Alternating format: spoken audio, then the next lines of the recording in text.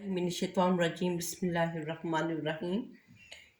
اس سے پہلے والے لیکچر میں طالبات ہم لوگ یہی پڑھ رہے تھے کہ کفار مکہ نے نبی کریم صلی اللہ علیہ وآلہ وسلم نے جب نبوت کا اعلان کیا تو کفار مکہ کا کیا رد عمل تھا، قریش نے آپ لوگوں کے ساتھ کیا سلوک کیا۔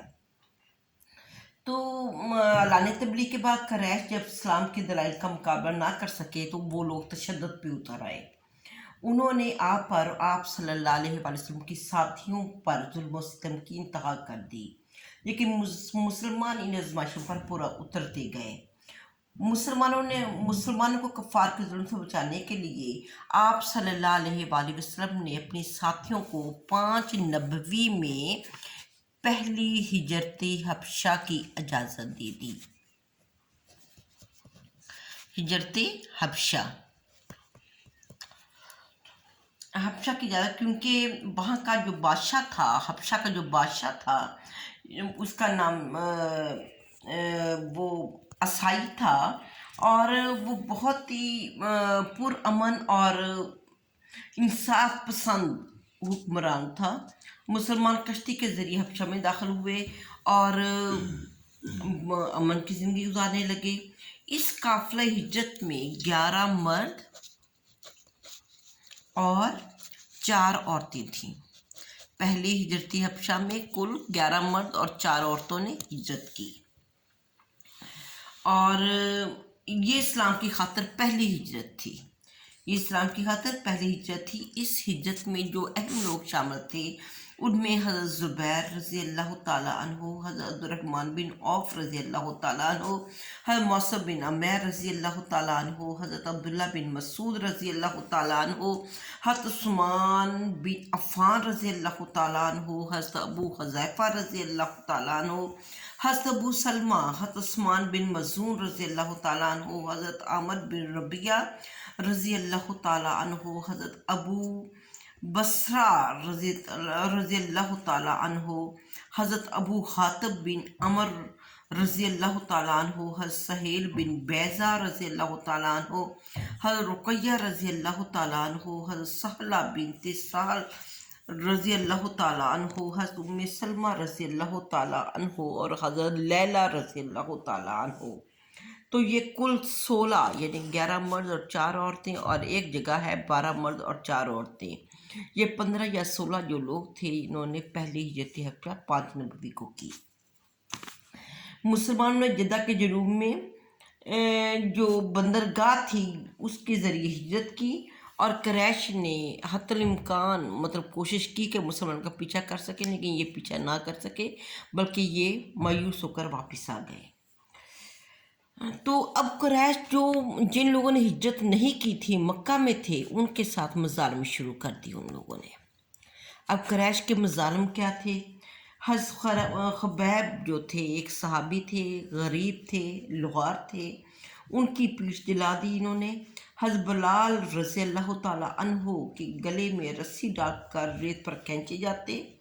حضرت یاسر اور ان کی اہلیہ حضرت سمیہ کو شہید کر دیا گیا۔ حضرت صہیب کو اس قدر مارا گیا کہ ان کے حواس قطع ہو جاتے۔ حضرت ابو فقیہ رضی اللہ تعالیٰ عنہ کے پاؤں میں رسی ڈال کر کھینچا جاتا۔ حضرت لبینہ کو حضرت عمر مارتے، اور اتنا مارتے کہ مارتے مارتے تھک جاتے۔ حضرت زنیرہ رضی اللہ تعالیٰ عنہ کو ابو جہل نے اس قدر مارا کہ ان کی آنکھیں چلی گئیں۔ اس کے علاوہ حضرت سمیہ کو بھی ابو جہل نے شہید کیا۔ وہ پہلی شہید خاتون ہیں جنہیں ابو جہل نے شہید کیا۔ تو اسلام کی پہلی خاتون شہید عورت کا نام حضرت سمیہ ہے۔ حضرت نہدیہ اور ام ابس دونوں کنیزیں تھیں، ان کو بھی سخت اذیت دی جاتی تھی۔ سعید بن زید کو عمر نے رسیوں سے باندھ کر مارا۔ اسی طرح حضرت عثمان کو بھی مارا پیٹا گیا۔ غرض کوئی مسلمان ایسا نہیں تھا جو ان کے مظالم سے بچا ہو۔ تو لیکن مسلمان اللہ کی قدرت تھی، اور آپ صلی اللہ علیہ وآلہ وسلم کی تعلیمات کا نتیجہ تھا کہ جو ایک دفعہ مسلمان ہو جاتا تھا وہ دوبارہ اسلام کو چھوڑ کر इतने मज़ालम के बावजूद भी वो इस्लाम को छोड़कर किसी और मज़हब की पनाह नहीं लेता था या दोबारा से काफिर नहीं होता था, बल्कि साबित कदमी से वो लोग हर तरह के मज़ालम का सामना करते थे। और हज़रत बिलाल रज़ियल्लाहु ताला उनको इतने उन पे जुल्म किए गए, लेकिन उनकी ज़बान से अहदुन अहदुन के अलावा कोई और लफ्ज़ नहीं निकलता था। फिर हम देखते हैं कि लालच, पहले मज़ालम किए, कोई उनका वो ये वाला जो था मज़ालम वाला हथियार कारगर ना हुआ, तो उन्होंने लालच देनी शुरू की। जब देखा कि इसके बावजूद इस्लाम फैल रहा है, तो उन्होंने नबी करीम सल्लल्लाहु अलैहि वसल्लम को लालच देने का सोचा। और इस क्रैश जो थे हज़रत अबू तालब के पास आए। अबू तालब आपके सबसे बड़े हमायती थे, आपके चचा थे। उन्होंने सबसे पहले तो हज़रत अबू तालब से ये कहा कि आप हज़रत मोहम्मद सल्लल्लाहु अलैहि वसल्लम की कफ़ालत और हमायत से किनारा कशी का मुतालबा किया, लेकिन अबू तालब ने आपकी हमायत से इनकार या हमायत वापस लेने से इनकार कर दिया। फिर उन्होंने कहा कि अगर आपका भांजा आपका जो भतीजा है, अगर ये शादी करवाना चाहता है तो बेहतरीन औरत से इसकी शादी कर दी जाएगी। अगर इसको पैसे की तलब है तो हम इसको मालो असबाब जमा कर देते हैं। अगर इसको सियादत या हुक्मरानी की ख्वाहिश है तो हम इसको क्रैश का सरदार बना लेते हैं। तो लेकिन जब आप सल्लल्लाहु अलैहि वसल्लम को अबू तालब ने क्रैश की इस ऑफ़र का बताया, तो आप सल्लल्लाहु अलैहि वसल्लम ने कहा कि खुदा की कसम, अगर मेरे एक हाथ में सूरज और दूसरे हाथ में चांद रख दें और मुझे इस काम से अलग होने का कहा जाए, तब भी मैं उनका मुतालबा नहीं मानूंगा। फिर हम देखते हैं 6 नबवी जो है, इस लिहाज से बहुत इसकी अहमियत है कि ये वही साल है जिसमें हज़रत हम्ज़ा रज़ी अल्लाह ताला अन्हो, जो आपके चचाजाद भाई भी थे, दो शरीक भाई भी थे, आपके चचा भी थे और आपके दो शरीक भाई भी थे।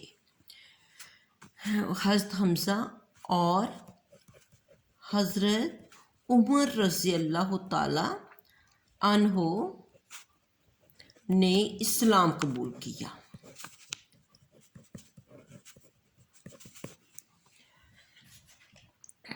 तो हज़रत जो हम्ज़ा है, उनके कबूल इस्लाम का वाक़या कुछ यूँ है। एक दिन अबू जहल ने आप सल्लल्लाहु अलैहि वसल्लम के साथ बहुत ही गुस्ताखाना रवैया इख्तियार किया।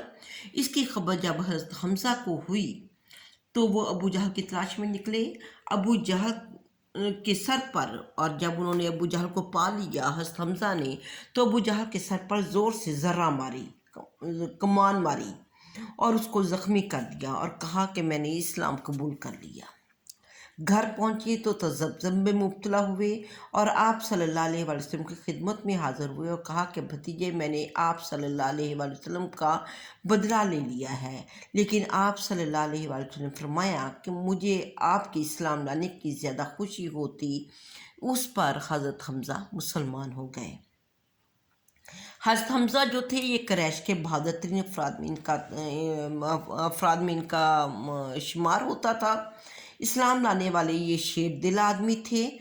जब इन्होंने इस्लाम कबूल कर लिया तो इनकी वजह से इस्लाम को बहुत तक़वियत मिली और लोगों ने बहुत ही खुशी का इजहार किया और आप हज़रत हम्ज़ा को देखकर बहुत से दूसरे लोग भी मुसलमान हो गए। उसके बाद हम देखते हैं कि हज़रत उमर वो किस तरह इस्लाम लाए।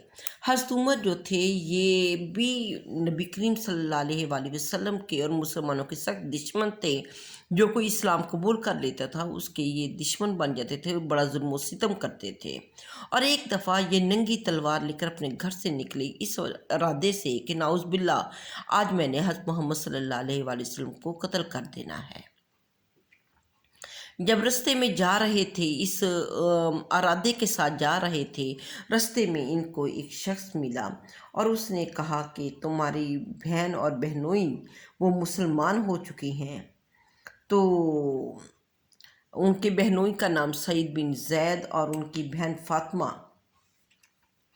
تو حضرت عمر فاروق جو تھے نبی کریم صلی اللہ علیہ وآلہ وسلم کی طرف جانے کے بجائے اپنے بہن کی گھر کی طرف ہو لیے.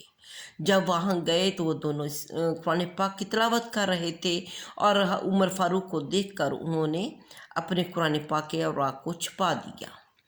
اب حضرت عمر فاروق نے اپنی بہنوں کو مارنا شروع کیا، اور جب بہن چھڑانے آئی تو کچھ ان کو بھی لگ گیا اور خون بہنے لگا. بہن کا خون دیکھ کر ان کا دل پسیج گیا.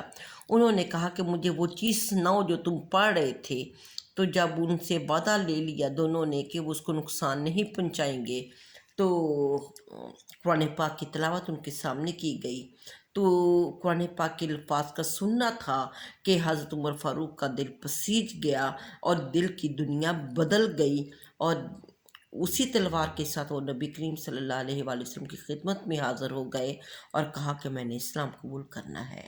یہ ایک بہت بڑی فتح تھی اسلام کی 6 نبوی میں، جو حضرت عمر فاروق نے اسلام قبول کیا. کیونکہ حضرت عمر فاروق جو تھے یہ بہت ہی بہادر شخصیت تھے، اور ان کی وجہ سے اسلام کی قوت میں اسلام کو بہت قوت ملی. اور حضرت عمر کے قبول اسلام کے بعد مسلمانوں نے پہلی دفعہ اللہ حرم کعبہ میں جا کر نماز ادا کی. اور جب حضرت عمر فاروق نے اسلام قبول کیا اس وقت تک تقریباً 40 لوگ اسلام قبول کر چکے تھے، اور اس سے پہلے مسلمان اللہ جا کر خانہ کعبہ میں نماز نہیں ادا کر سکتے تھے، لیکن حضرت عمر کی وجہ سے مسلمان خانہ کعبہ میں اللہ جا کر نماز ادا کرنے لگ گئے.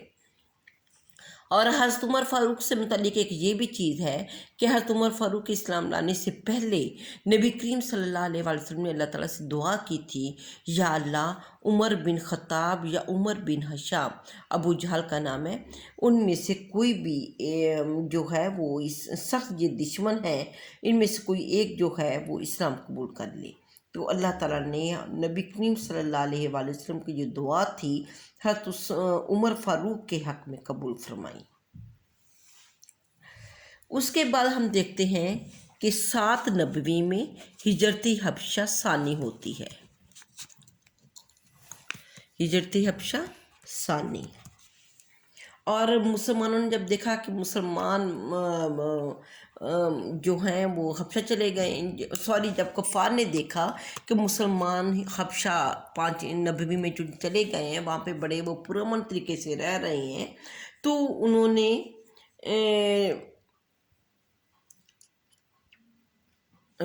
یہ جب مسلمانوں نے دیکھا کہ پہلی جو ہجرت حبشہ ہے یہ کامیاب ہے، تو انہوں نے نبی کریم صلی اللہ علیہ وآلہ وسلم سے مطالبہ کیا، کچھ اور مسلمانوں نے، کہ ہمیں بھی اجازت دی جائے تاکہ ہم ہجرت کر کر حبشہ پہنچ جائیں، کیونکہ ہمارے جو پہلے لوگ جا چکے ہیں وہ بڑے پرامن طریقے سے وہاں پہ رہ رہے ہیں.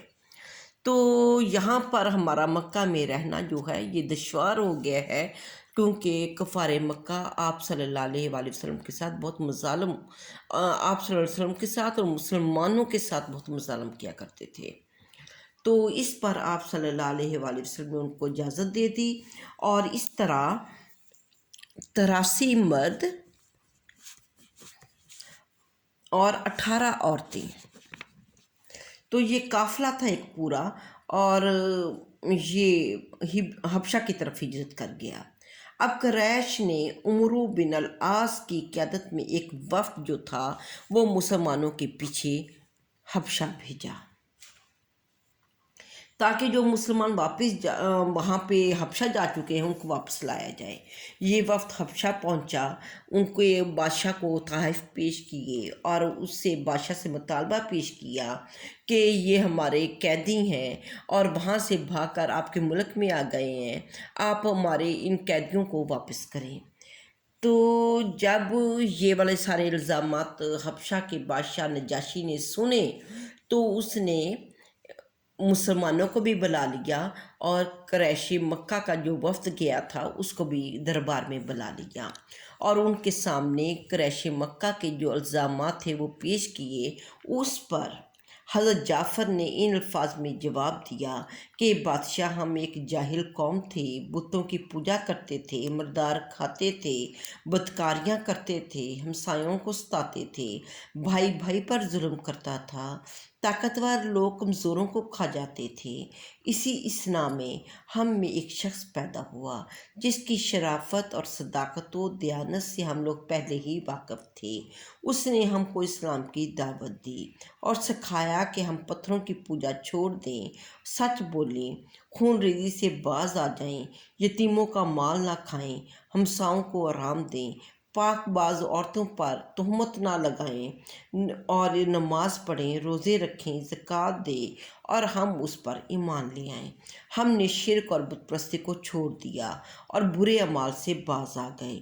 اس جرم پر ہماری قوم ہماری دشمن ہو گئی اور ہم کو اب مجبور کرتی ہے کہ ہم یہ ہدایت کا رستہ چھوڑ کر گمراہی کی طرف واپس آ جائیں۔ تو اس کے بعد انہوں نے ایک اور چال چلی اور اس وفد نے نجاشی سے یہ کہا کہ آپ مسلمانوں سے پوچھیں کہ حضرت عیسیٰ کے متعلق ان کا کیا رائے ہے۔ تو اس پر حضرت جعفر طیار نے سورہ مریم کی تلاوت کی۔ سورہ مریم کی تلاوت سن کر نجاشی کی آنکھوں میں آنسو آ گئے اور اس نے مسلمانوں کو واپس کرنے سے انکار کر دیا۔ یوں قریش کا جو وفد مسلمانوں کے تعاقب میں گیا تھا وہ واپس بے نیل و نرام واپس آ گیا۔ اور پھر ہم دیکھتے ہیں کہ جب 5 نبوی کو پہلے ہجرت حبشہ ہوتی ہے، 6 نبوی میں حضرت حمزہ اور حضرت عمر فاروق اسلام قبول کرتے ہیں، 7 نبوی کو ہجرت حبشہ ثانی ہوتی ہے، اور 7 نبوی سے 10 نبوی جب یہ تمام کوششیں ان کی ناکام ہو گئی کفار مکہ کی، تو 7 نبوی سے 10 نبوی تک شعب ابی طالب میں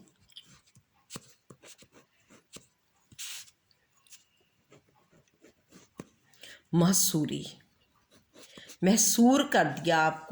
آپ کو اسلام کا دائرہ کا جیسے جیسے پھیل رہا تھا، قریش مکہ نے مل کر فیصلہ کیا کہ بنو ہاشم کے پورے خاندان سے قطع تعلقی اختیار کر لی جائے، ان کے ساتھ خرید و فروخت بند کر دی جائے۔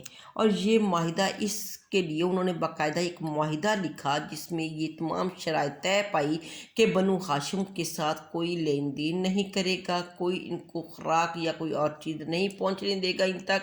اور بنو ہاشم کا پورا خاندان، کیونکہ نبی کریم صلی اللہ علیہ وسلم کا تعلق بنو ہاشم سے تھا، آپ کے پورا خاندان جو ہے وہ مکہ کو چھوڑ کر، ساتھ ہی ایک وادی تھی جسے شعب ابی طالب کہا جاتا ہے، وہاں پر یہ مقیم ہو گئے۔ اور صرف ابو لہب جو تھا یہ بنو ہاشم کا تھا، لیکن یہ اس معاہدے میں شریک نہیں تھا، یہ باہر تھا۔ یہ مشکل ترین دن تھے جس میں مسلمان جو تھے، بنو ہاشم جو تھے، انہوں نے، ان کے پاس خوراک جو تھا اس کا ذخیرہ بھی ختم ہو گیا، ایون کہ ان کے بچوں کے رونے کی آوازیں بھی باہر تک آتی تھیں، اور تب بھی کفار کو ان مسلمانوں پر رحم نہیں آتا تھا۔ اور نبی کریم صلی اللہ علیہ وسلم نے ایک دفعہ بتایا کہ ہم لوگ جو ہیں اس مشکل ٹائم میں، جب کہ خوراک ہمارے پاس ختم ہو گئی تھی، تو ہم لوگ درختوں کے پتے ابال کر کھایا کرتے تھے۔ اور اس طرح مسلمان اور کافر و بنو ہاشم 3 سال قید میں رہے، یعنی کہ جو مسلمان ہو گئے تھے وہ بھی بنی ہاشم کے افراد، جو نئے مسلمان ہوئے تھے وہ سارا بنو ہاشم کا خاندان سوائے ابو لہب کے، یہ سب لوگ 3 سال تک یہ شعب ابی طالب میں محصور رہے۔ پھر ایک بنی ہاشم کے ہی کچھ اشخاص تھے جن کو رحم آ گیا، انہوں نے طے کیا کہ جس طرح ہو سکے ہم مسلمانوں کی مدد کریں گے، اور اس طرح انہوں نے قریش کا یہ معاہدہ چاک کر دیا اور بنو ہاشم کیسے نکل آئے۔ اور یہ 10 نبوی تک، یہ 7 نبوی سے 10 نبوی تک شعب ابی طالب میں محصور تھی۔ اور پھر 10 نبوی اس لحاظ سے اہم ہے، اس میں اللہ تعالیٰ نے، جب آپ نے اتنی مشکل ٹائم کاٹا تو اللہ تعالیٰ نے آپ کو معراج سے سرفراز فرمایا۔ مراج سے سرفرازی آپ کو دی گئی۔ شاہ ابی طالب سے واپسی پر معراج کا واقعہ پیش آیا، جس میں اللہ تعالیٰ آپ کو وہ واقعہ سارا آپ کو پہلے بھی آپ نے پڑھا ہوا ہے، اس کی مزید ڈیٹیل میں جانے کی ضرورت نہیں ہے۔ بس یہی ہے کہ اللہ تعالیٰ نے آپ کو یہاں سے، آپ ام ہانی کے گھر میں آرام کر رہے تھے، وہیں سے آپ کے سفر معراج کا آغاز ہوتا ہے۔ وہاں سے بیت المقدس گئے، بیت المقدس میں جا کر تمام مسلمانوں کی آپ نے امامت کروائی، اس کے بعد آسمانوں کی آپ کو سیر کروائی گئی، اور پھر آپ کو واپس چھوڑ دیا گیا۔ اور یہ 10 نبوی ماہ رجب کا واقعہ ہے معراج، 10 نبوی ماہ رجب۔ اور 10 نبوی ہی اس لحاظ سے اہم ہے کہ اس کو عام الحزن بھی کہتے ہیں۔ عام الحزن، عام کہتے ہیں سال کو، حزن کہتے ہیں غم کا سال۔ تو اس سال کو غم کا سال اس لیے کہا جاتا ہے کہ اس میں جو آپ کے بہت بڑے حمایتی تھے، یعنی کہ آپ کے چچا ابو طالب، ان کی وفات ہو گئی۔ اور پھر 10 نبوی میں ہی آپ کی زوجہ، ایسی زوجہ جو ہر مشکل ٹائم، ہر مشکل گھڑی میں آپ کی شانہ بشانہ کھڑی تھیں، ان کا بھی، وہ بھی وفات پا گئیں۔ تو اس طریقے سے نبی کریم صلی اللہ علیہ وآلہ وسلم اپنے 2 مضبوط حمایتیوں سے محروم ہو گئے، اور نبی کریم صلی اللہ علیہ وآلہ وسلم کے لیے یہ بہت پریشانی کے دن تھے کہ آپ کے 2 مضبوط حمایتی چلے گئے۔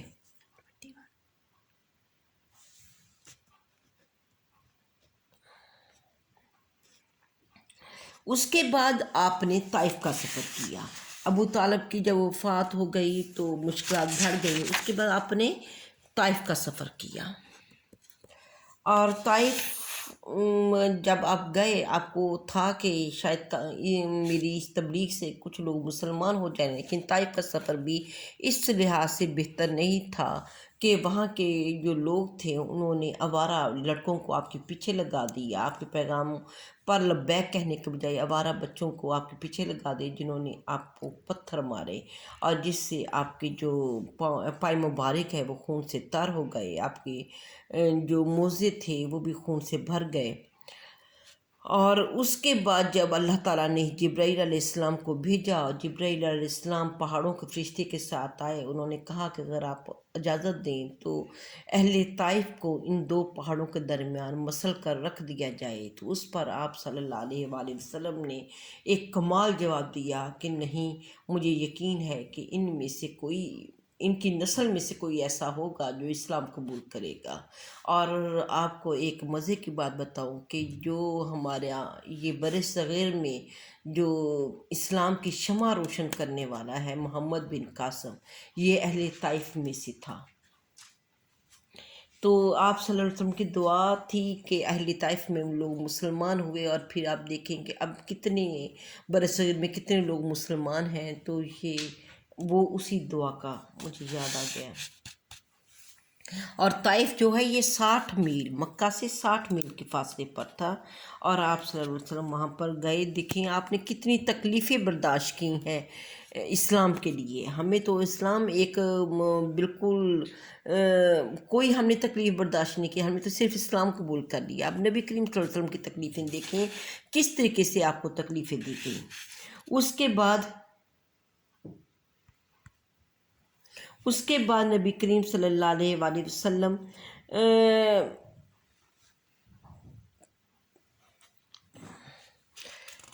آپ صلی اللہ علیہ وآلہ وسلم جو حج کے دن ہوتے تھے اس میں آپ مختلف لوگوں کے پاس جاتے اور ان کو اسلام کی دعوت دیتے، اور مدینہ سے کچھ لوگ آئے تھے، ان لوگوں نے اسلام قبول کر لیا۔ اور سب سے بڑی آپ کی یہی پیش رفت تھی کہ مدینہ میں اسلام کا رواج شروع ہو گیا۔ جب مدینہ میں اسلام کا رواج شروع ہو گیا، یا اسلام کا اللہ تعالیٰ نے جب دروازہ کھولا، تو پھر وہاں پہ حالات مکہ کی نسبت بہت اچھے تھے۔ اور جو مدینہ ہے یہ تقریباً 350 میل کے فاصلے پر ہے، مدینہ مکہ سے 350 میل کے فاصلے پر ہے۔ اور جب 10 نبوی میں قبائل مدینہ کے اوس اور خزرج اور سو خزرج کے لوگ جب آئے حج کے لیے آئے، آپ نے ان کو اسلام کی دعوت دی، ان لوگوں نے اسلام قبول کر لیا۔ تو اس طریقے سے وہ لوگ جب اسلام قبول کر کے چلے گئے تو ان لوگوں نے وہاں پر اسلام کی تبلیغ کی تو کافی سارے لوگ مسلمان ہو گئے۔